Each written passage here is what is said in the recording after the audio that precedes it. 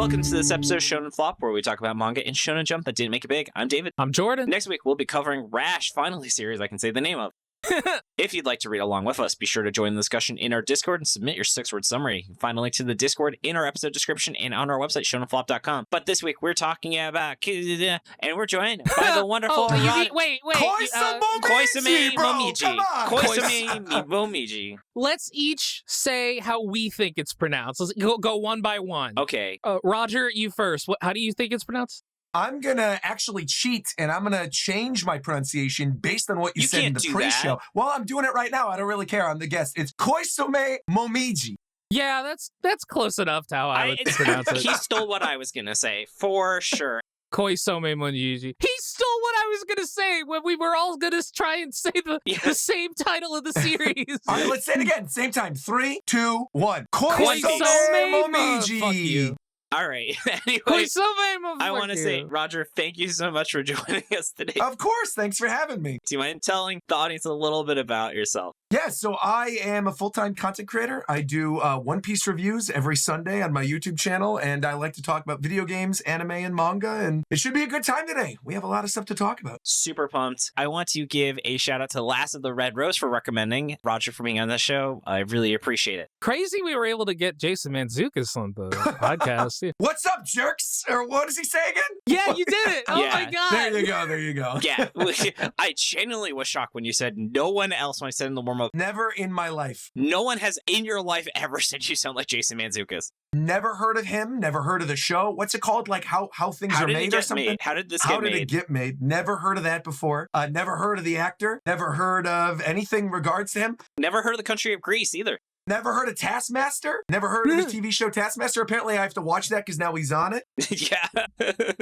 And see how his voice is. But yeah, it'll be fun.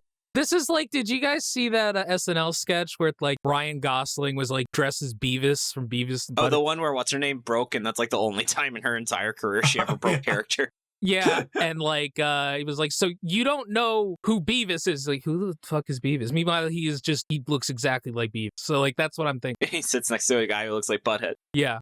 All right. So, Roger, an actual question I have for you is, I know you've created a lot of great content where you've made theories and guests on a number of topics. So I would say, what is, you feel, the greatest called shot you've ever had as a guest? And what is the called shot you are most disappointed didn't come true? Oh, about One Piece. Yeah, about One Piece. Sorry, yeah. The one I'm most disappointed that, did not end up coming true is probably Yamato joining the Straw Hats. I feel like so much time was dedicated in Wano Country to that character. Right. For Yamato to then go nowhere and now us being stuck in this like 30 chapter long cover story. And it's also not going anywhere. It's like, come on, man. We have so much information that we still have to deal with in Wano Country. And as someone who was there, like covering the chapters week to week, and this was at the time when we had the big anniversary stuff for One Piece going on. There were all the new pieces of merchandise that were made for all the Straw Hats and Yamato. I was in Japan at the time as well. Everyone was super excited for Yamato to join the crew. We had that amazing anime episode of Yamato having that conversation with Ace and relaying that to Luffy and being like, this is it. This is our final crew member. This is going to be awesome. Only for it to go nowhere. So, you know what? On one hand, I was disappointed by it. On the other hand, I made a bet with my audience saying that if Yamato did not end up joining the crew, I would do a live stream dressed up as Bon Clay, watching all of my least favorite anime of all time, and we did it, and it was lovely. What is your least favorite anime of all time? What did you watch on that stream? I have to know. Oh boy, I'm gonna get in trouble. It's One Piece. No, it's not One Piece. So I am not a fan of gore. I do not like gory stuff whatsoever, especially like gore for the sake of gore. And so I actually watched the first 3 episodes of Chainsaw Man, knowing that I was going to dislike it, and watched the first 3 episodes, and actually ended up liking it quite a bit on that same live stream. We used to have a Chainsaw Man podcast. Oh, well, there you go. Okay. But I was not, at least I did not think I was going to be a big fan of Chainsaw Man. And I actually ended up being pleasantly surprised by the first 3 episodes. Then the other thing we watched is I love JoJo. I think JoJo's a great series. I don't get the hype for part 4. I've never enjoyed part 4. Whoa. And so then I watched all the way up to Kira's introduction in part 4. And I feel like that was just when it was starting to get good. But what's the name of the little dude that has like the spikes coming out of his head? And he's got the little scarab powers. Oh, my favorite character. That guy. Shigechi. He sucks so much. I hate him so much, man. Oh! And that show, obviously, for those of you that know, like, that season of the show is also pretty brutal, right? You've got, like, people biting heads off dogs and all this other weird stuff. So, yeah, I was not a fan, and that didn't change with that live stream either. But it is what it is.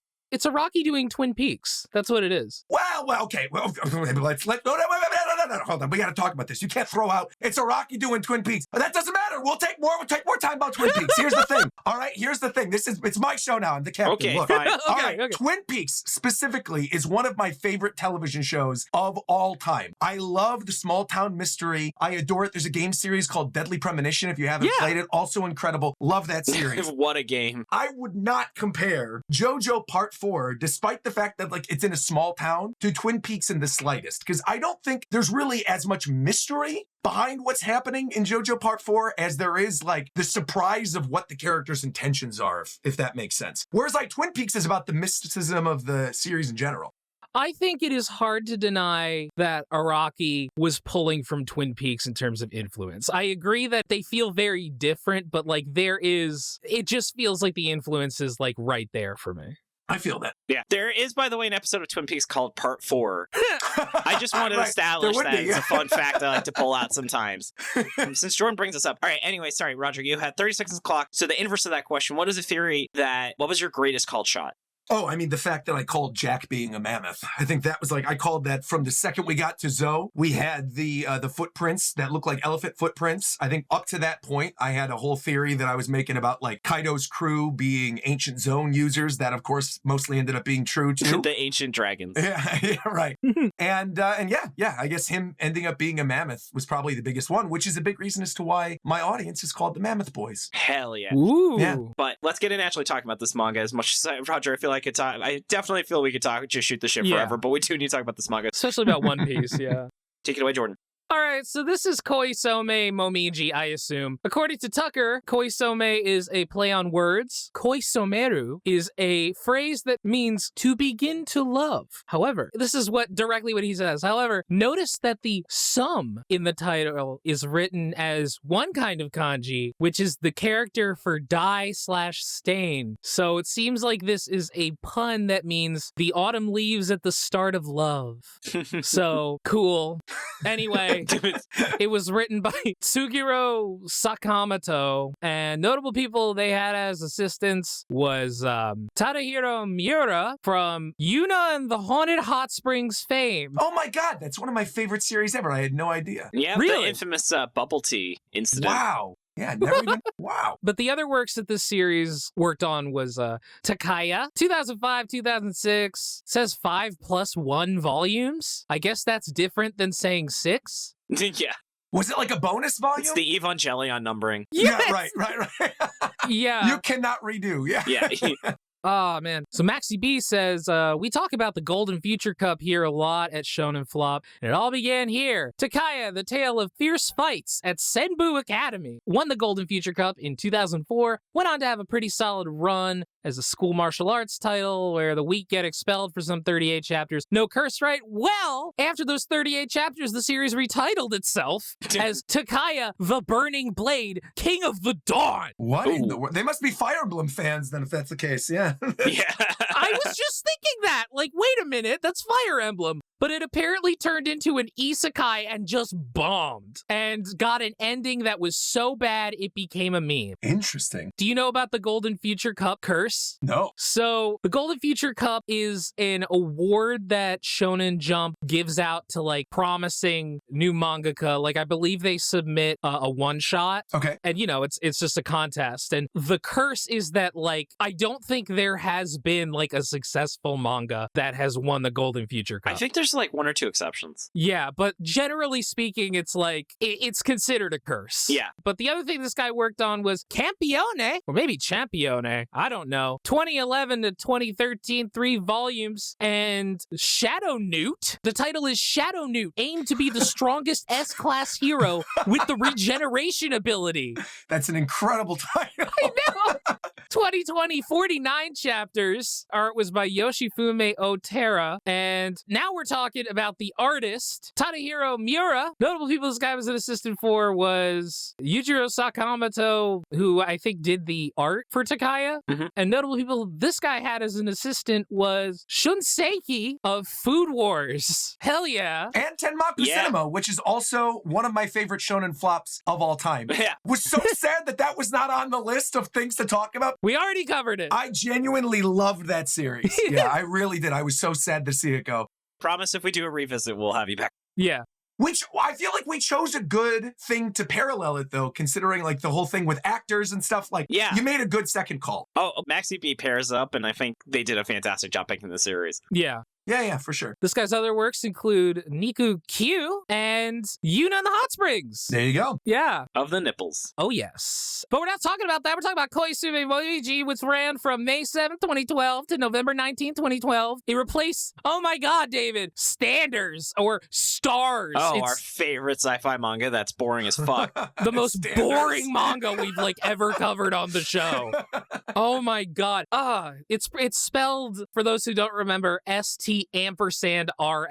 Yeah. Yeah, 5 volumes. That was episode 86. You want to hear our thoughts on it. Series that replaced this, though, was fucking Food Wars. I love Food Wars. Legitimately one of my favorite series of all time. Probably one of my favorite comfort series as well, too. Yeah. I am not a big, as I guess we'll talk about on the show, I'm not like a big fan servicey, ecchi manga and anime type person. But I feel like the way that it was done in Food Wars and playing on like the taste of the food itself, and then having all the funny sort of like foodgasms where you have giant shrimps attacking characters and, you know, spices flying everywhere. I thought it was done, not necessarily a classy way, but done in a way where I think it was in service to the narrative itself to actually have those moments, and I love it. I completely agree. I mean, part of it is, as you said, it's funny. It's a joke in Food Wars, you know? Yeah, exactly. And it is legitimately funny and insane. And also, it's like, we have to express a way for you to understand how this food feels. Yeah. How this food tastes. So it's like, this is like an orgasmic meal. There you go.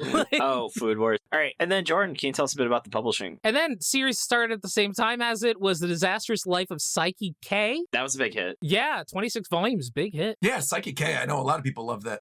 And yeah, Koisome Momiji, though, 28 chapters, plus 3 bonus ones, and 4 volumes. What a 3 chapters. What a yeah, right. 3 chapters it was. 3 chapters that were like 5 pages each. Like I said, I caught up to the whole thing, was reading it, and then didn't realize that I had like 4 or 5 chapters left still, and then read the other ones on whatever that website was that you guys linked to me. And I'm going through and I'm reading them. And I'm like, oh, this is just the whole chapter. It's like them walking past billboards and then the end. I'm like, oh, yeah, okay, it was stupid. This is it. All right. Well, let's find out what happened in this. Yeah. Yes. All right, here we go. So this is the plot of the series.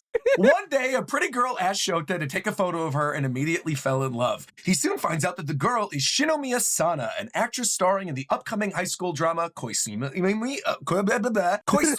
See, now we're screwing up saying it. Koisome Momiji. Even though he knows that she's out of his league, Shota's friends push him to talk to her, where she asks him out on a pretend date. You see, Sana is apparently a method actor and needs to experience falling in love in order to understand how to act. Which, by the way, side note, there's an entire show about this that's currently airing on Netflix right now called The Gardener. I think it's originally a Spanish TV show, and it's about this serial killer gardener that has to basically train his own emotions. It's very strange. So make sure to check the show out. Anyways. That sounds like for fans of Dexter. I was going to say. For fans of Dexter and Koisome Momiji. There you go. Okay, yeah. The big 2. There you go, the big 2. Right, exactly. So anyway, in the middle of the date, she ends up falling off a cliff with Shouta diving in to save her, and she asks him to be her pretend boyfriend. Now, on the next date, Sana says that she has a kissing scene coming up, so she needs practice. Oh boy. But just as they're about to kiss, they're interrupted by Nana, aka the best character in the series, another actress in Koisome Momiji who has dead eyes, a triangle mouth, and massive boongas. Anyway, popcorn, Jordan. Yeah. Thank you. It turns out that Nana actually used to know Shouta and was his first love back in like first grade or something. But then she left school, got huge boobs, and became a quote unquote gravure model, which is like an idol, but they take horny swimsuit photos despite being underage. Yep. Okay. Also, whole plot point of the TV show, Terrace House. The third Really? season of Terrace House that happens. Yeah, they have a girl that's on that basically is uncomfortable with the idea of having to become a gravure idol. And there's like this whole side plot in the entire season about it. And it basically ends up with her crying during her first photo shoot. It is very, very uncomfortable. Oh. And made me immediately like completely rethink how I felt sort of just about like the industry in general. So, yeah. Here's the thing. Reading manga about idols and stuff like that, including this manga, has made me really weirded out by the whole industry. Yeah. But yeah, like, guess what? Holy shit. You're never going to believe this, but Nana's character is in a love triangle with Sana's. No way! What? What? So she also asks Shouta to be her pretend boyfriend. Uh-oh! Things get even more complicated because Sana's manager, Kyoko, informs her that her company forbids her from having a boyfriend until she's 18. Kyoko is also extremely horny for Sana, despite her being roughly like 30. Yeah. And Sana is 17. Yeah, it's not great. You know, this is truly the kind of representation that queer women have been waiting for. But wait, 2 hot actresses being into Shouta isn't enough. So he starts being blackmailed by another actress in Koisome Momiji. Her name is Kasuga Kotori. She is an evil idol who wants to ruin Sana and Nana's career so she could be on top. Literally, the second she appears, there is a lightning bolt. It's going across the sky as she laughs evilly. Yeah. That's right. Her plan is to make Shouta pretend to be her boyfriend in order to make Sana and Nana jealous. And if he refuses, she'll release photos of him on a date with Sana, which will, of course, ruin her career because that is how the idol industry works, Popcorn David. The author decides to humanize Kotori by having Shouta meet her family, including her little sister who makes cell phone charms. When Kotori's cell phone is thrown into the river by one of her fellow idols, Shouta, Sana, and Nana go searching for it, which of course makes Kotori also fall in love with Shouta. Yeah. Then there's the obligatory festival scene. Nana confesses her love to Shouta, who turns her down because he's into Sana. Shouta then has to yell to Sana that he loves her in the middle of a crowd of her fans, which is such a smart thing to do for her, to show romantic interest in have an idol show romantic interest in someone in front of fans. Eventually, they're able to see each other again, and Sana reveals that she actually planned their initial meeting. She told her director that she'd fall in love in order to prepare for the role, but men were scary. Then they saw Shouta save a little kid's food from a hawk, and she's like, damn, that guy could work. He seems alright. He can fight a hawk. Then they say, I love you, and kiss. That's the end of the series. We're not going to talk about any of the other chapters after that That's right. point. No hot spring chapter, no walking by the billboards. No sexualization of 12-year-olds in this manga. None of that. There's definitely no Hot Springs chapter where Shota's little sister is just really impressed by Nana's boobs. That doesn't happen. Jesus fucking Christ. All right. Well, let's get into the characters. Roger, do you mind telling us about the main character? So we're going to kick things off with Katsuragi Shouta. Fuck, Jason Mantzoukas can do it all. Likes cute girls, likes self-doubting himself, likes being horny as a teenager, hates being a whip. Oh, God. Well, now someone's got a popcorn, David. Hello, Sana. Well, we just kind of freeball talk about everyone. So did you guys have anything? Shinomiya Sana! Okay. School idol! Right. Very naive! Right. Am I going to be arrested for not having enough to pay for the subway? Falls for the main character, for real. I thought that was actually funny when she starts crying over it. No, I agree. That was genuinely funny, actually. Yeah. When she's at McDonald's and has no clue what the fuck is happening, I actually thought that was pretty funny. She was like, I can eat my food here? Of course. And then we have Nana, who's the main character's first love. I really wish she wasn't in this series, and Roger's mad at me about that. She also looks like she's kind of stoned the whole time. She does. Yes, so I'm not going to argue that. She Okay. does legitimately look like she's out of it the entire time. But again, knowing the stuff about the gravure industry, I almost don't blame her. She's almost disassociating a little bit. That's the thing. At least that's my headcanon. I'm I kind of feel like she's doing what she needs to do to just sort of remove herself from it while still being involved, if that makes any sense. she made me deeply uncomfortable. Me too. Because, yeah, she looks like she's, like, not there. At all. Like, at all. Like, it was almost like Liam Neeson, please save this girl. Right. The whole thing is just, like, very uncomfortable. Yeah. It's a shame because I will say, like, people who know my taste in video games and anime and stuff, I feel like in a different series, I could have seen Nana being like a fan favorite type of character. Like, if you take Nana and you put her in Food Wars and you like make her 18 or 20 and she's like an instructor at the school. Baby, you got a stew going. Yeah. Baby, you got a stew going. Exactly. That's what I'm saying. But here, within the context of this series, I'm right there with you. Like, I totally understand why you would just be like, she doesn't need to be here at all. I kind of like her as like the alternate love interest, and I like the fact that she is so obviously made to be like the super beautiful one and like, you know, the voluptuous one, but it just feels weird being in this series. Like I said, I feel like if the context was in a different series, I probably wouldn't mind as much, but because it's here, yeah, I get your dilemma. So even though I said I was defending her, I'm also kind of like, I see your point. Yeah, it sounds like Sana is also still built extremely voluptuously. Yeah. But Sana creeps me out more. It's like the way that it happens in the series with Sana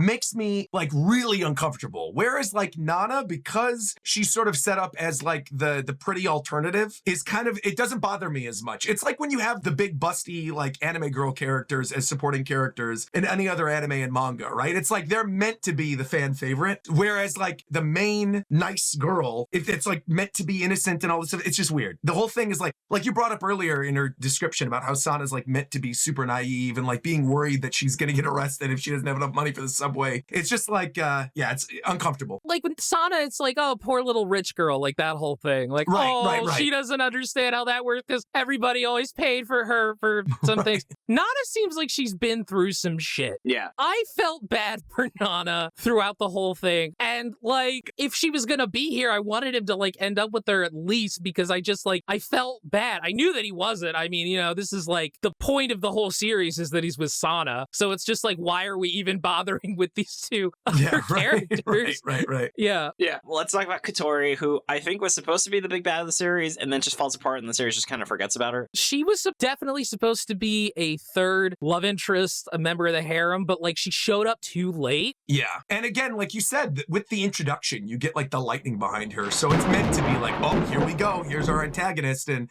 like you said, it kind of just like doesn't go anywhere. Yeah. She's the only one of the girls who is 18. Yeah. Yeah. Which is also crazy that she's the one that's the villain. Right. That's right. We don't need anyone legal in this series. Oh, God. She's like an evil idol who has family that she cares about. I don't know. I feel like we should get into the next section, David. Yeah, I feel like people, if you want a good evil idol show, go watch Oshinoko. All right, there's good alternative. All right, so speaking of evil, let's get into why I feel. Jordan, what are some issues you had with this series? Wow, another series that about hot high school girls. You know, there's a point where I'm just like, is this the genre? Am I the weird one for having a problem with this? Whenever I like. Shonen Jump actually stopped making sexy teenager manga in the magazine. Yeah. So Ashiaki Triangle, which we also covered by the offer, was actually the last final bastion of purely horny. So I guess its era in the sun has ended. That's nice. Yeah.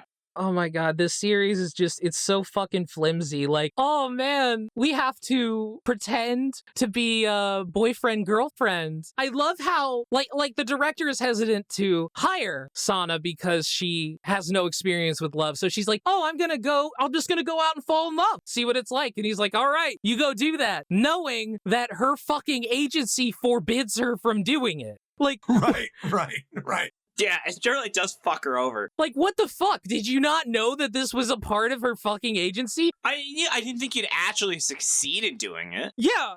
Like, dude, what the fuck? She really is fucking, she had to, well, she's so naive, she probably looks for the elbow grease and the window wiper fluid. Oh, God. Yeah. Or the left-handed spatula. Sure.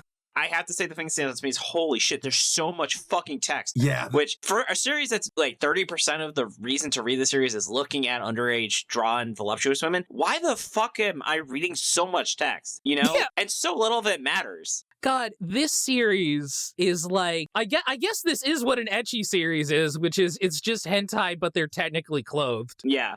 Right. It's softcore hentai, you know? Which again, I guess is just ecchi. It's still crazy this got printed. I know. 2016, was it? 2016? Really? I thought it was a little bit later than that. You probably are right. Sorry, 2012. 2012. Okay. Yeah. Point is, this came out in the last 15 years. Yeah, right. And I mean, I feel like there are still bastions of the community that like they are making this kind of stuff. I just feel like it's become more normalized to be like, you know what? This is kind of weird. Maybe let's not make these series anymore. Okay, I'm really glad to hear that. Yeah. I do feel like it hasn't happened nearly as much in the last few years. And again, I think even series that do have like their fan servicey moments, you know, things like Food Wars, again, it's like in service of the plot versus like, let's ogle these schoolgirls, you know? The whole thing, that aspect of it, I think is weird. I'm actually in complete agreement. I also think there's like way too much text for this series. And I also feel like the art isn't good enough to justify like them even taking more time for the art. You know what I mean? Like I wasn't really blown away by any of the pieces. I think actually some of the scenes that actually looked the best, ironically enough, were like the fan service hot spring stuff near the ending with the good shading and stuff like that. It's like so many other scenes in the series where they're just sort of like walking around the school or the agency or whatever. You're like, what is even going on here? This just looks like scribbles. Let's be real. The author divided up his time to focus on what really mattered to him. For sure. Right. Right. No, the author very clearly was like, well, I'm not going to put too much effort into this wide shot. I'm going to wait till we get Nana's boobs. Yeah? Right. Also, speaking of boobs, I feel like there's kind of the message that you can only have platonic relationships with women you don't find physically attractive. Sure. Because every platonic woman in the series very much goes out depth saying this woman is not attractive. That's right. I think Andrew Tate would love this series. I really do.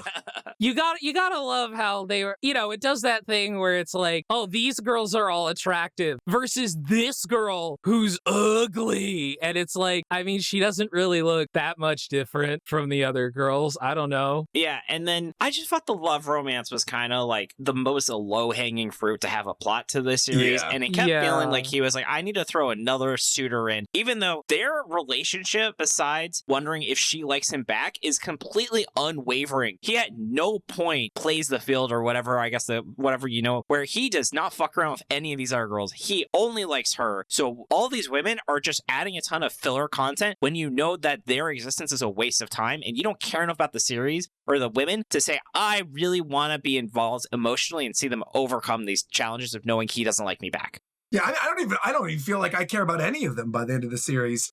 Oh, yeah, I don't care. That's what I'm saying. None of this matters. Not a single person. Yeah, not the girls, not the main character, not Shouta. That's how you can make a love triangle kind of interesting, like Blue Box, where you actually cared about the other girl he turned down because she was a fully fledged woman who had feelings and you actually really felt bad for her and knowing ultimately he can only pick one person. Yeah.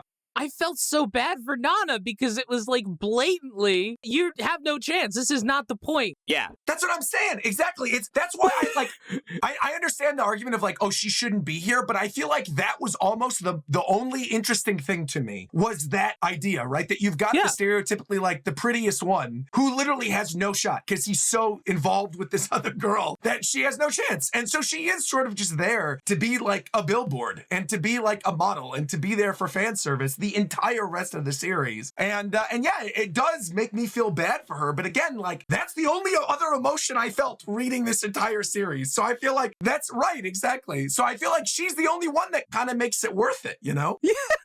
Treble romance, which I really hate. That's like the normal thing where it's like, well, they won't pay for 100. This felt like a pendulum where they kept almost making the romance start. And I was like, no, let's have another, like, some bullshit reason why this romance isn't kicking off for another 10 chapters. Yeah. But then and then the series had to end. So he's like, okay, fine, finally, you guys. Like, when he confesses to her, there is like, what, 8 more chapters of bullshit? Bruh. Where she likes him back, and then he still doesn't have her confess for like 8 chapters. And I was like, all the chapters in between, I was like, I'm just waiting for her to confess. I don't know what the point of any of this is. Yeah. You're talking about the scene where it's like, Sana, I love you. And she's like, I also love you. Maybe? And he's like, and then she's like, oh. Because he needed to flesh out, he had to stretch out for another 8 chapters. Yeah, and then you have him like writing in his journal or whatever, or like slamming his pillow, being like, maybe she does love me. It's like, bitch, she just said it. What's wrong with you, bro? Like, why is this going on? I don't understand. We're getting so mad about this series, which ultimately the series isn't even as bad as we've seen, and it's to be fair. I guess the child sexualization is the offensive part. I was about to say the series is not offensive. It's like exactly the tropes of sort of these types of manga to begin with, right? In which case it's like not different from any of the other ones, which then makes it, again, not stand out and makes it completely understandable as to why it flopped. I do want to say, David just mentioned it, but this series, last minute, very final chapter, Shota's sister is there and she's just like, oh, I'm in my second year in middle school. I was just like, no! Yeah. Get her out of here! Like, don't worry, your boobs will grow. Yeah. Oh my God, dude, I hate that. God. Also, what happened to the side characters we like so much? Like, you had like two friends that literally the series makes fun of them for showing up at the very end after just disappearing for 20 chapters. Yeah. Yeah. Which was the part I liked about the series. Fuck. Also, all these women are treated like children where they have no agency and no thoughts that are not, besides that one character. To be fair, they are children, so that's kind of the them acting like children is because they are children. So that aspect of it to me is not okay. Fair, you know what I meant. Yeah, no, I know, I do. They do not have agency as characters. Of course. All right, we do have to talk about positives. So shall we move into that? Mm-hmm. Do we have to though? Yes, we have to legally. Okay. We are legally required to. We'll all be arrested. So, Roger, I know you're really excited to talk about the things you enjoyed about the series. So what really stood out to you as something positive? I do actually think was a positive. I heard said nada. No, nada. Move on to the next section, bitch. I feel like, again, we talked about it a little bit in the Why It Failed segment, but I do feel like she was the only thing that was interesting to me, and wondering if that plot line was going to go anywhere because of just how devoted she was, even though there was like no chance for her. And, just like her relationship with the industry as well. Her character design, again, is like probably my favorite of any of the other character designs. Obviously, it's very fan servicey, but like if she was in any other series, I would be happy this character exists. I mean, on the whole, it's kind of sweet a little bit, but as in terms of like how sweet a series like this can be, right? Like it does seem relatively genuine in like the affections that the characters have for one another. It's not done in like a creepy way in the sense of like, ooh, I wonder if one day I can get this girl to like me enough where she shows me her panties. You know what I mean? Like that doesn't really happen, thankfully, which is good. Right. It's more like just genuine love and wondering if there's even particularly a chance. So that aspect I thought was fine. Yeah. Yeah, I wonder if the series canon immigrant maybe is a term or recycles any of the characters in the Hot Spring series that was much more successful. Mm-hmm. I will not read that series given the nature of it, but it's someone who's listening, maybe you can listen, let us know. Well, apparently Roger loves it. Oh, that's true. Right, my favorite thing ever. Yeah, it's the best. Oh, yeah, there you go. Series I've ever read. Ask me one thing about it. What is it about? I have no fucking idea. Okay, perfect. But I love it. That's like half the movies Jordan has told me to watch. You're just like, okay, dude, I don't actually know how to describe the plot to it, but it's amazing. You gotta watch Eraserhead. What do you mean you can't describe the plots of Tenet? Come on, man. Tenet's such a good movie. Okay. Oh, man. What? You've never seen Craymaster 2? Craymaster 2? Yeah. It's about a master of Cray, I believe. Is that a real movie, Jordan? Yeah. It's a sequel to Harold and the Purple Crayon. It's the sequel to Craymaster 4. Oh, okay. There you go. That's very George Lucas. It's by Bjork's ex-husband. Anyway. Craymaster 2, Attack of the Clones. Anyway, I was, one part I genuinely did like was Nana's relationship with Umine, who we haven't mentioned, but is like the main character's platonic female friend. Right. Who has the famous snaggletooth. Yeah. I guess she's not really tsundere. She's just kind of a tomboy, right? They're just not romantically involved either way. No, they're buddies. They're buddies. Which is great. A million points for her good. Completely staying out of it. Yeah, but I also love, like, since Nana did used to live in that area and go to school with them, they are friends. She is friends with Nana. And after Nana confesses her love to Shouta, and Shouta turns her down, Umine basically comes over and, like, comforts her. And I think it's, like, a very sweet scene. Yeah, I mean, his friendship was what made me think the first chapter was actually good, where I was like, oh, this guy has a developed social base. Yeah, it's going to be the magical girlfriend, but it's to be from one who has friends. He has platonic female friends, which is probably very rare to see in the series, and she is definitely the best character in the series. Yeah, the vast majority of harem manga are wish fulfillment for guys who are lonely and have no friends. Right, and never will.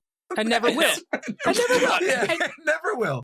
So to see a main character who actually had people who didn't hate his fucking guts. Yeah.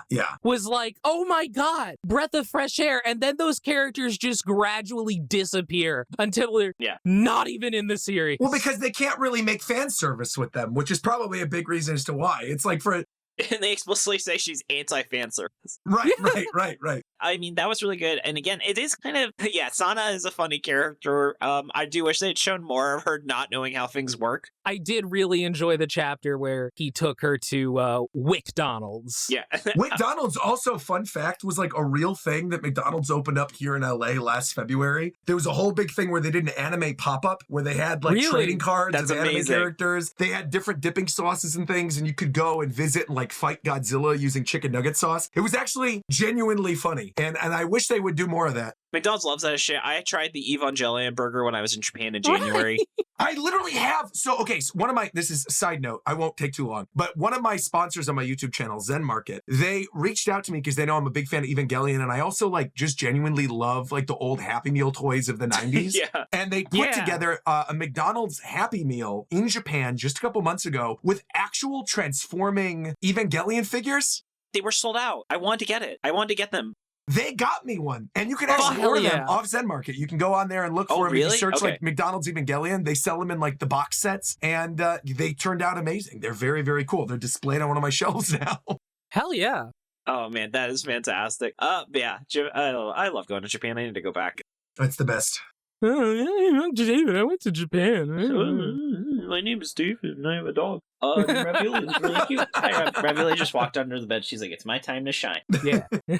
I wonder if I still have any more Ravioli trading cards. Anyway, let's get into where it could have gone since we're getting a little bit off topic and talking about our dreams. So I feel this series is one that really needed a better foundation. I have a few different ideas. The idea I'm circling around now is, what if the main character still had this stupid harem magical girlfriend shit, but the perspective was from his friend group, and they're just like a bunch of kind of regular people. That'd be awesome, yeah. Dealing with this buddy of theirs, normal Joan, who just suddenly gets into a fucking harem. And you're seeing like a bunch of normal people reacting to the absurdity of his life, what his life has become. The name of the series would no longer be Koisome Momiji. It would be My Best Friend is the Protagonist in a Harem series. And I don't know how I feel about it. Yeah, exactly. I am just imagining some like comedy high school manga or something where just like one of the side characters is the main character of a harem manga, and like the main cast is also doing their thing, and then they're just like these random beautiful girls show up and start fighting each other over this one dude who's just like a nerd. Yeah. I'm just imagining like a beautiful girl with like pink hair is walking, and she like bumps into one of the side characters, and he's like, "Oh, are you looking for him? He's in room 207. She's like, "Who's that?" And be like, "Don't worry, you'll find out." Oh God. I think it actually sounds like be a really fun idea for a series. I'm not going to pitch any of my other ideas because I'm worried they're worse than those, but do you guys have anything you would have changed? You should pitch it to Shonen Jump. Yeah. Make it happen. I mean, I've already written perhaps the best manga ever created that was actually a romance. You want to say the title, David? Yeah, so Roger, have you ever heard of the manga series Basketball Grandma? No, but that sounds incredible. Maybe its full title, I Can't Find Love Because My 6'5" former WNBA professional basketball playing grandma won't let me fall in love. That sounds incredible, and I would do a full read through. Yeah, so it's literally about a girl who cannot find love because she keeps getting cock-blocked by her giant grandma. And that was a manga I wrote and got submitted to a contest. And I remember we won an Editor's Award for Most Original Idea. I love that award because it's just like, I don't know how good it is, but I mean, look, nobody else submitted a manga about... No one's done it. Yeah, right. About a basketball playing grandma. Yeah, so I will try and find it to you and send it to you if you want, Roger. I want to definitely check that out. Okay, I will try and send you the manga I have personally written. Oh, God. So I kind of thought in the first chapter, the way it was going to work was the main character, we would just get this, like, will they, won't they shit out of the fucking way. And the series was about them trying to maintain a relationship despite her being an idol or like an actress and going through all this stuff. And it's like, there's a lot of conflict built into that, you know? Sure. Like I thought, and that kind of sounds like it would be somewhat interesting seeing like, Yeah, I checked that out. yeah, like, I don't know, like you could have like people trying to break them up, you know, you could have like other things here, like that we saw here where it's like, you're not allowed to have a partner. I actually thought it was like interesting and very sad how the rumor that Sana had a boyfriend led to like horrible death threats. I mean, unfortunately, that is the truth of the industry. Yeah. I mean, that happens all the time. That's a big reason as to why, like, a lot of these idols don't ever talk about their personal lives is because of that very thing. Is you've got these, like, weird incel people who love them and, like, obsess over them and buy all their merchandise and think they somehow are, like, deserving of their love by doing all of this. And then the idol says, oh, I have a boyfriend or I'm engaged now. And then it's like, how dare you lie to me? Like, how could you ever do this? Like, I was the one who was in love with you. I mean, that's literally the plot of Oshinoko, right? She gets killed. Spoiler for the first episode, right? But she gets killed by the guy that, you know, felt like he was owed something from her. So realistically, it's like, it's an unfortunate truth of the world and specifically of the idol industry in Japan. And that's a shame. Yeah. Yeah. And then If they did a time skip for Nana and they did a time skip after it's already like set up that Shouta and Sana are together and like all that's said and done, do a time skip, make Nana the main character, maybe have her hook up with like one of his friends that disappeared near the beginning or whatever. Yeah. Have her like live in this mansion and then have her be like a quiet observer of the rest of their life together and then eventually watch as the two of them get divorced. It'd be a great series. My dream, my fucking harem divorce. You could have a harrowing psychological like thriller about the horrible things that Nana has been through in the horrible industry that she is in. And because as we have pointed out, she just seems like she's dissociating 90% the entire manga. So it's like, what the fuck is going on with her? All right, but we just in the interest of time, let's get into miscellaneous spots, okay? Roger, is there anything that you feel you haven't had a chance to say yet? Nothing whatsoever. I love it. All right, then I'll keep going.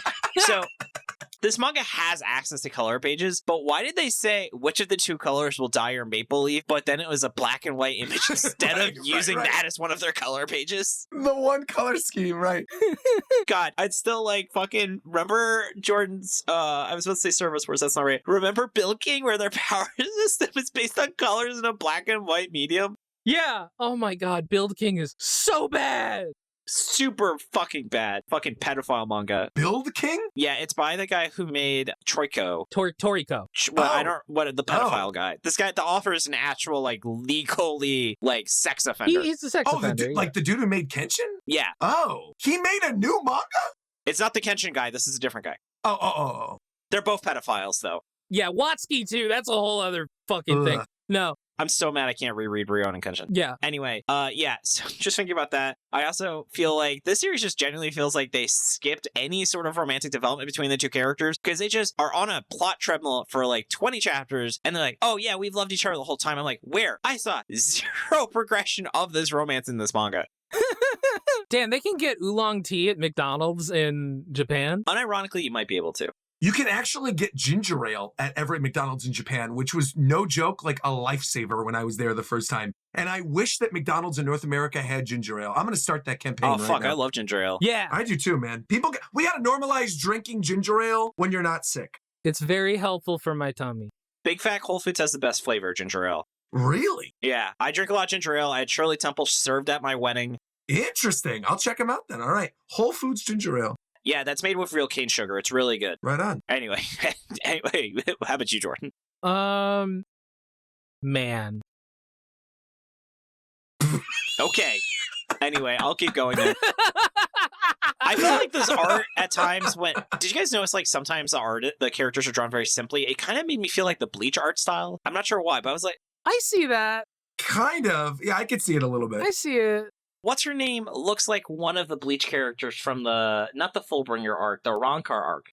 You know, it's funny because I think that like the main character's little sister looks like Ichigo's little sister. Yeah, it's the same continuity. Definitely. Yeah, Nana kind of looks like that one oh my god, Soul Society like Fuck, I can't remember the name. Rengiku? I don't know, the one with like the blue hair and like Oh, that's definitely not Rengiku. Yeah, I know exactly what you're talking about with like the skull head. Sure. Goes to show how much I know about Bleach. yeah, I'm thinking of there's one of the Shinigami from Soul Society. Fuck. Oh, Ryuk. I don't remember the Bleach characters. This is amazing. What a riveting conversation Jordan is having.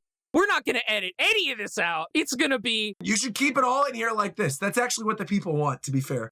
Yeah, this is exactly what people us trying to remember what the fuck we were talking about. Fuck.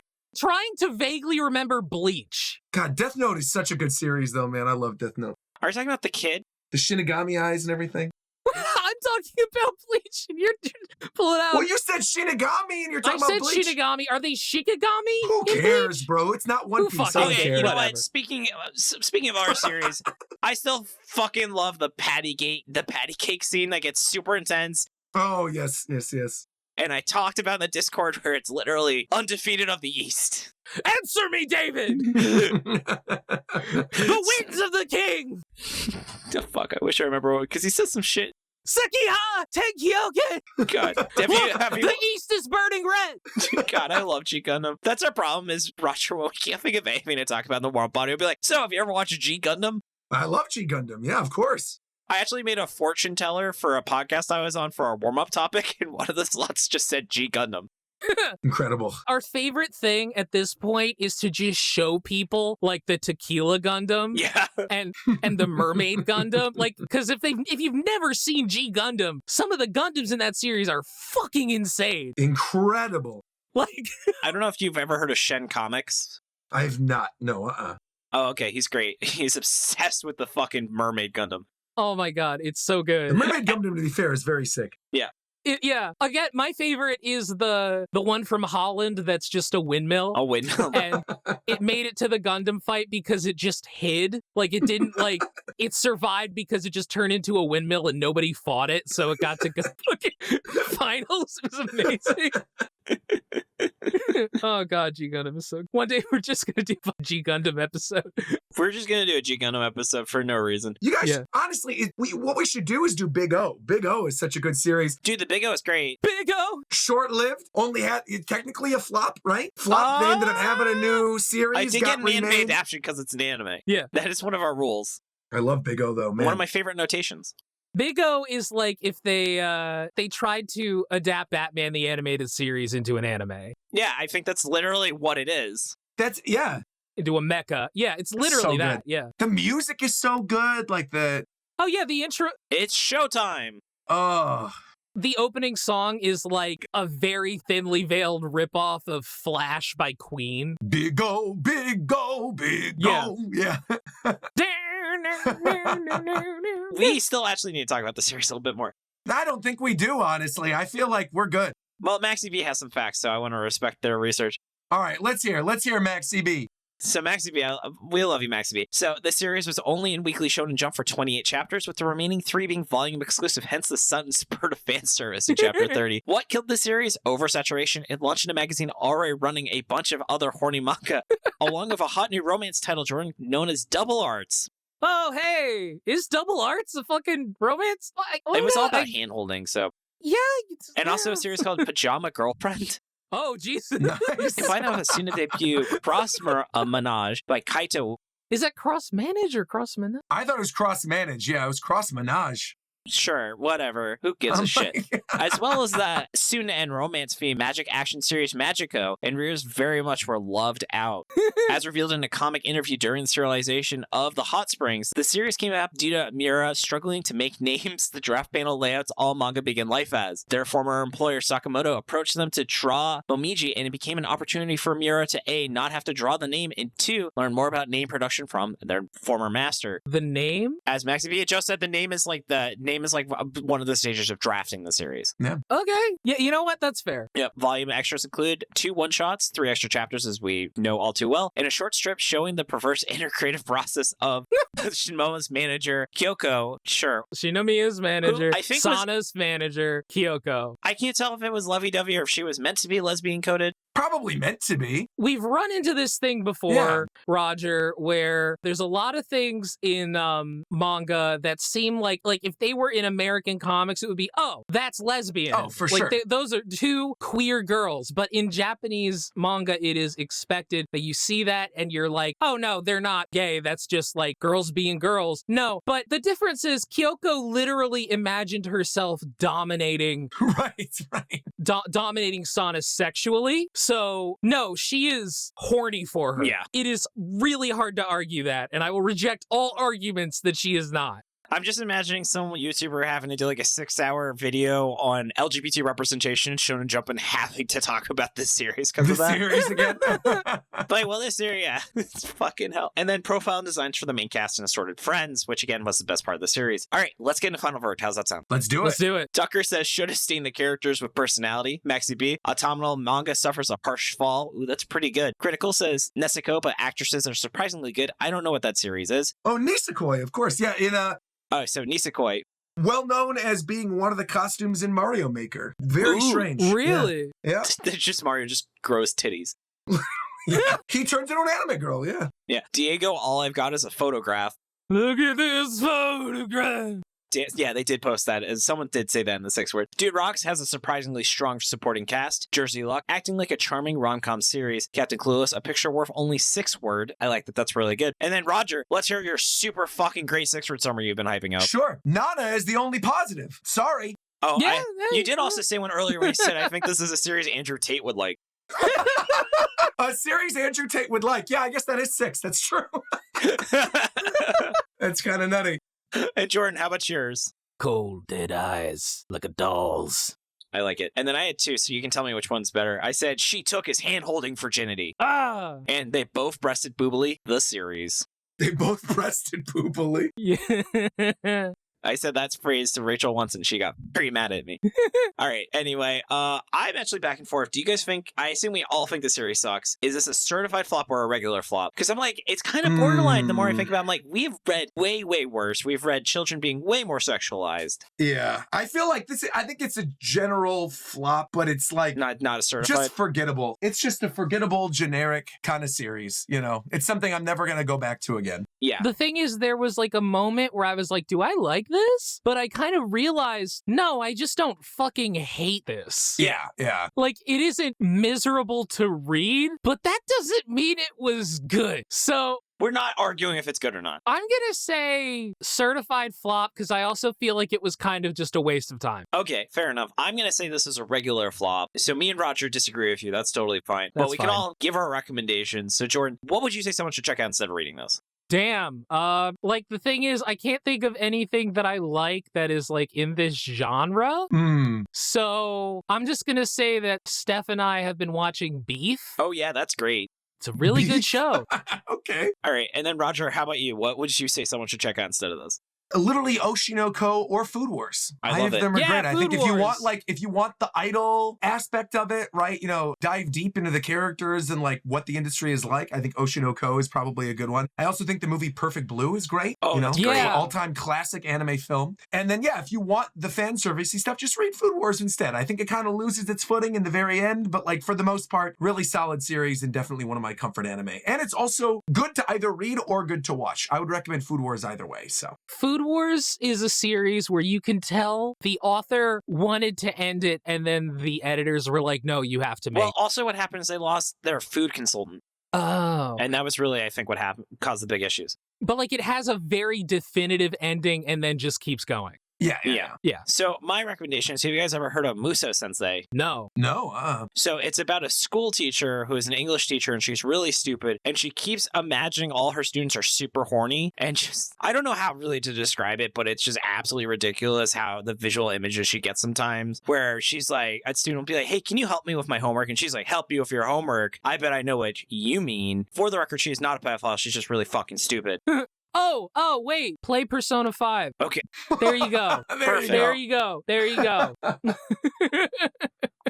Oh, sorry, Jordan. Is this the worst series we talked about? I assume not. No. Okay. Not at all. No. No. All right, let's get into wrap up. Roger, thank you so much for coming on the show. We've absolutely had a fucking phenomenal.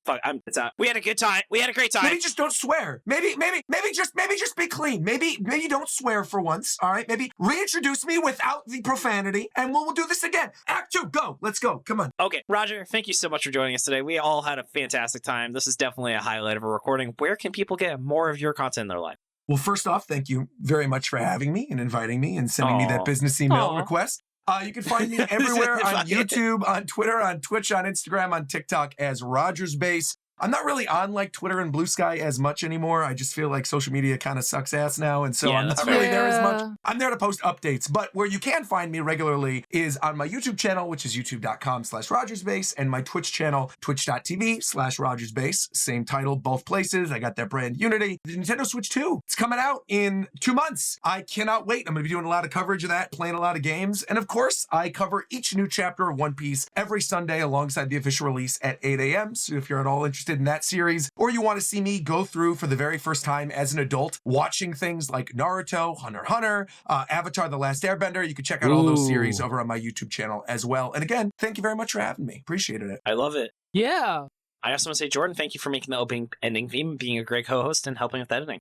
Thank you for everything that you do on the show, David. No problem, babe. Props to Merlyle for the awesome cover art. Find her online at Lyle Murr, and Nisha for being our generous art benefactor. Thank you, Dylan, for assistance with editing. You can find this podcast Anime Out of Context at animeoutofcontext.com. Thanks to Tucker and Maxi B for assistance with pronunciation, translation, and other miscellaneous research. Find us on Blue Sky /Access Shonen Flop, Tumblr Shonen-Flop, and our website shonenflop.com. We're on Spotify, Apple Music, YouTube, wherever else you get your podcasts. Come join the Shonen Flop Discord. It's open to everyone. Hang out with us, talk about anime, video games, whatever else is on your mind. We have a book club and movie nights, which is super awesome. Find a link to it in the show notes or on our site, shonenflop.com. And if you've been enjoying the podcast and want to help us keep going, subscribe to Patreon at patreon.com/shonenflop. Along with that warm and fuzzy feeling of helping us out, you also get access to monthly bonus episodes, including the Shonen Drop. Jordan, what are we dropping for Shonen Drop in the month of April? Well, David, we're covering Gun Dragon Sigma. Well, yeah, with the legendary Casey Green. All right.